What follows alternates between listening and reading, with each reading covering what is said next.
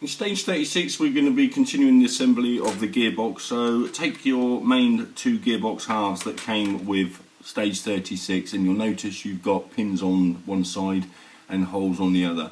If they already came pushed together, absolutely fine, but you will notice that they will come apart.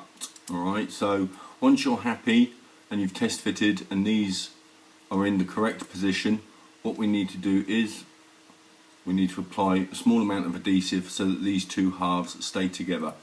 Once that has been done and the glue has dried, we're then going to be putting the inner gearbox onto the outer gearbox sides.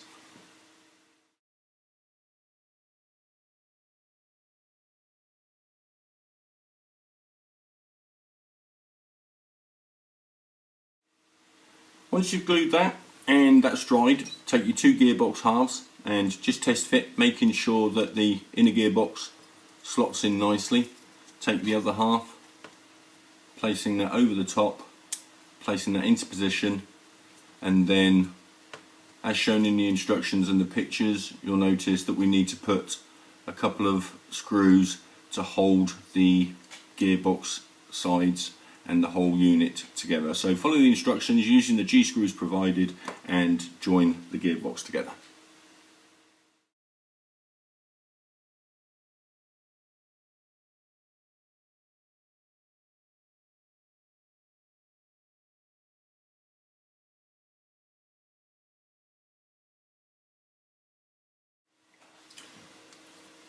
Now take the gearbox union line C from one of the frets that came in a previous issue, which is this one here. Okay, and before we put the last screw in, we want to remove that from its screw. So take that from the sprue, give that a bit of a clean up to remove any burrs from there, and then taking your screw, place that through the hole gently,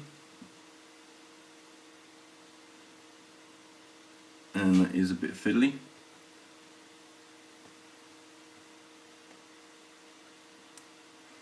And once you've done that,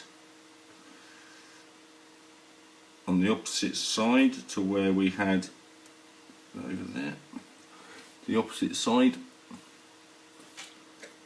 to where we put one of the other screws, we then want to place that screw down into position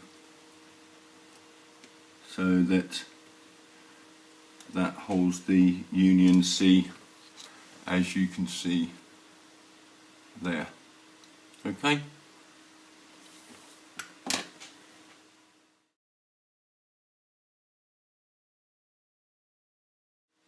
And to finish off this part of the stage, we're just going to be fitting the reservoirs together. So we've already done one here. So take your two reservoir halves.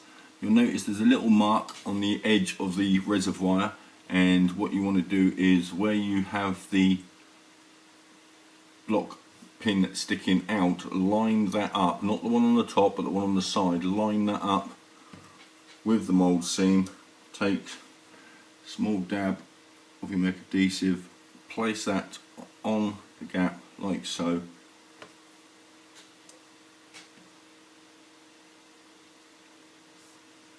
until that holds that into position, and that's both your reservoir lines done, and that completes this stage.